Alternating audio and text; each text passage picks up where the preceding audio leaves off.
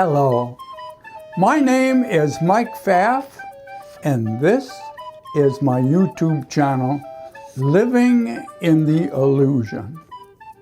Now, on our subject for today is shown up above here on our screen.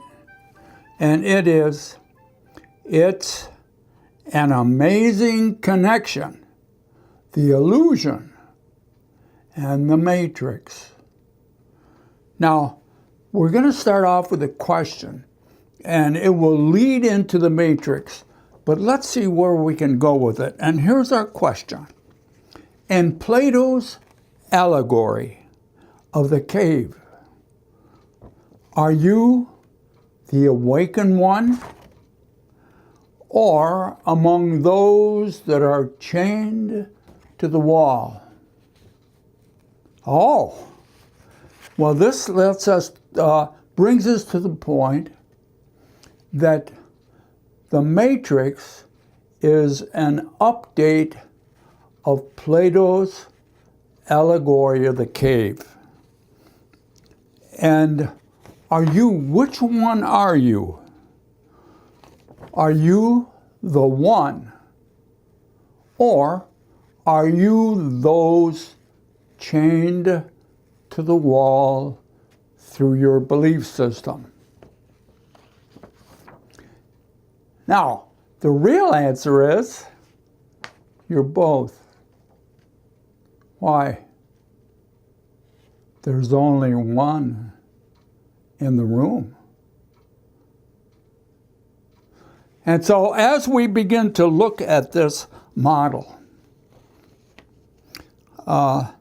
the film The Matrix, and its overview or update of the Allegory to the cave, the movie The Matrix suggests that the perceived outside world is an elaborate illusion constructed by external forces. In the illusion, Neo, who was a programmer, not too significant a programmer, but a programmer within society, turns out to be the one that recognizes the illusion. And in so doing, he becomes associated with understanding and true enlightenment.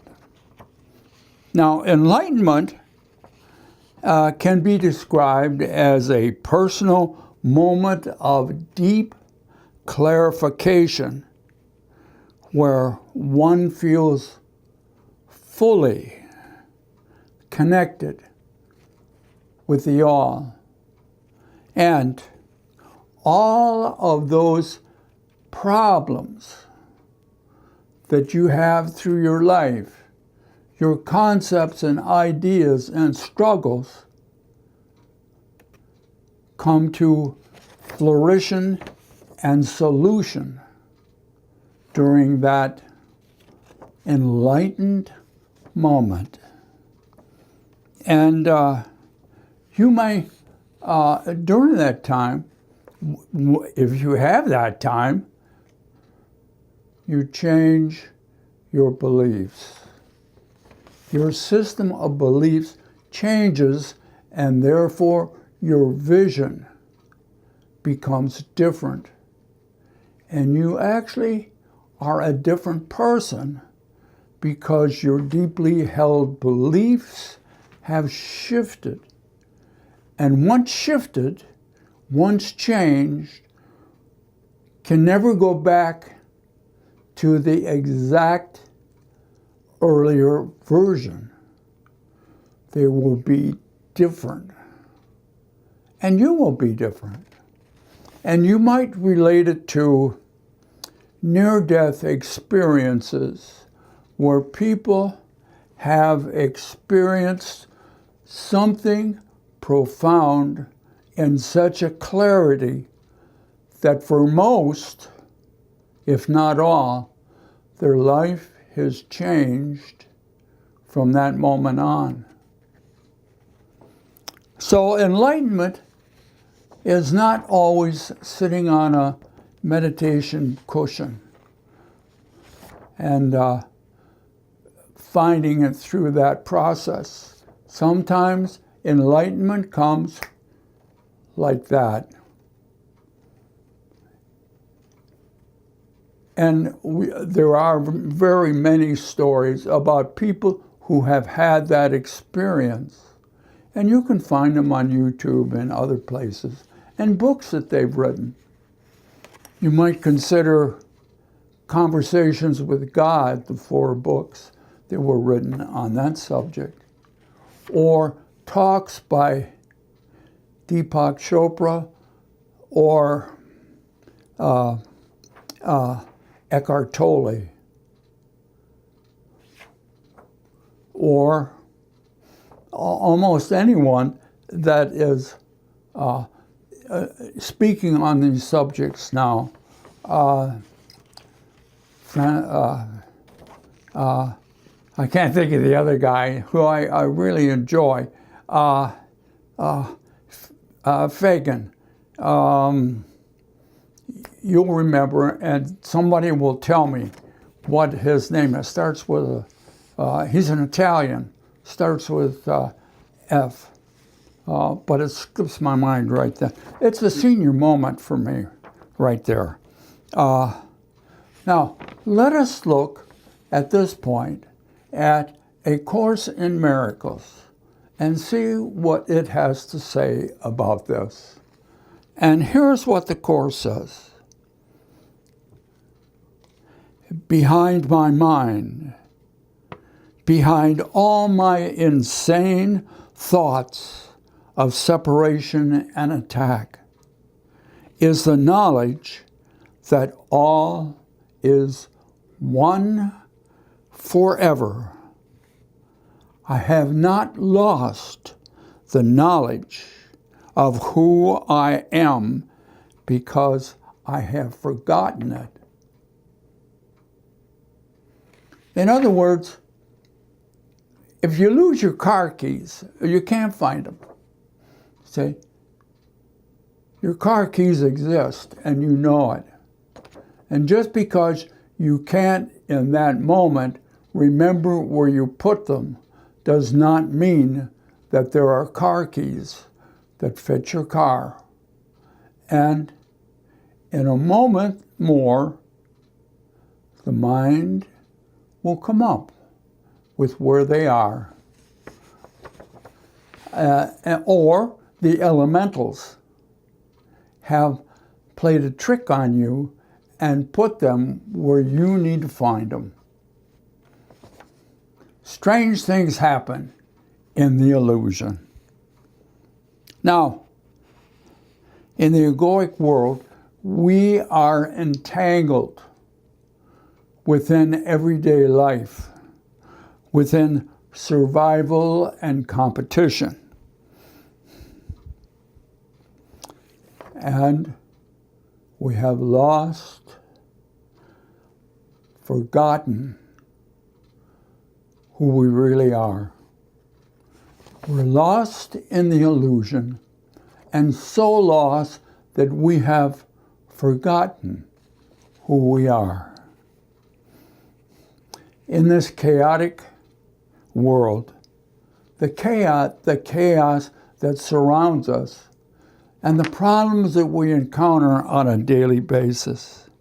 Through that process, consciousness has distanced itself from itself. And in that process is now in a position of superposition, of knowing who it is as consciousness and lost in the illusion and forgotten that it can now know itself. And we are the cause of that creative act. For in that, all is one forever. Now, we are dismantling the rigid, egoic world's construction, where certainty functions as a perceptional cage. Our beliefs are not our greatest asset. They are the bars of a mental prison that encloses our eyes and keeps them from understanding the flowing nature of consciousness. We are undoing that and allowing your perception to shift, to change your deeper understanding, shifting it into a new and clearer understanding. Once you have become aware of who and what you are in your own awareness, don't share it.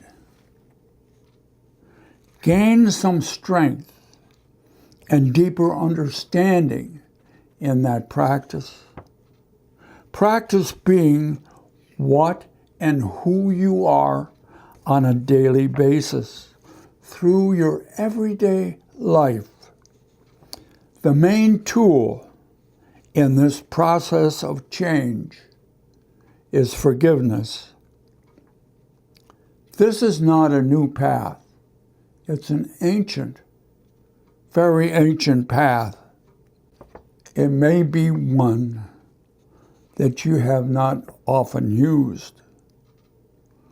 But when you change your awareness, it will become second nature. Why? There's only one in the room. Who are you forgiving but yourself? In the next video, we will share how consciousness knows itself. Until then, I know this is a little broken up, and maybe I didn't give it as much thought as I should have. But pick out the main points, because I'm excited to look at how I'm going to explain how consciousness knows itself. Till then, be good to who you are and who we all are. Use forgiveness in a way that is just right for where you are in this process of change. And here's our model. I know it doesn't look like much, but let me explain it and see how it turns out. This is a model of Plato's cave.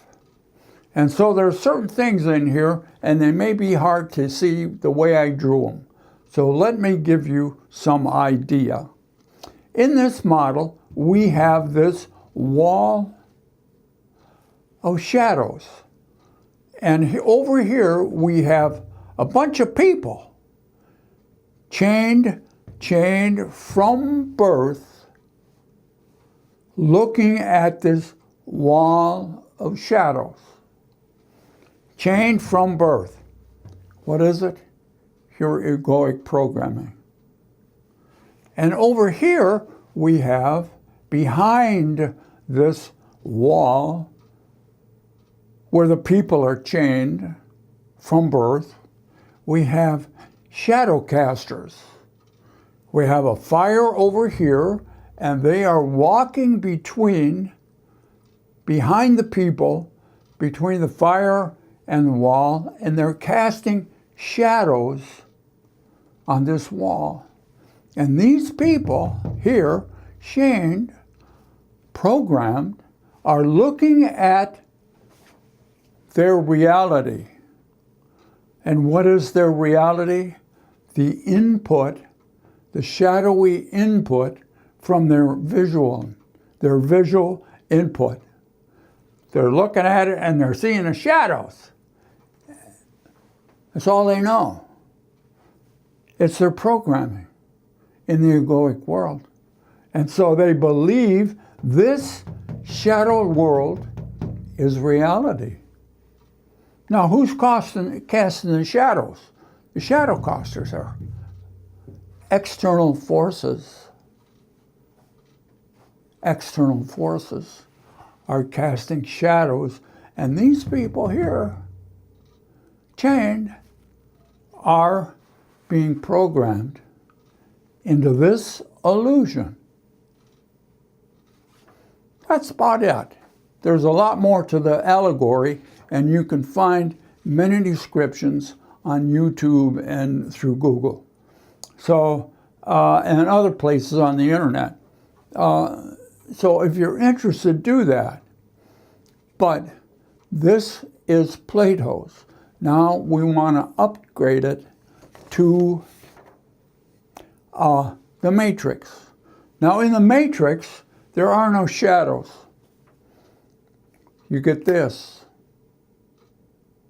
You get data. You are plugged in to the data that's being transmitted by external forces, the matrix. And you're not visually looking at shadows and making decisions. It's much quicker and much shorter. You're plugged into the back of your head, right into the neocortex. And you, in that process, you take the data in and you create the world on the inside that you believe is on the outside, and that you are really walking around and doing things. But in fact, you are in an incubator, and your actions produce energy. And that energy is used by the matrix for its survival. And as you go through this process, you give an energy more than you receive, and therefore the matrix survives, and you wear out trying to satisfy the external forces. And here's a picture of our everyday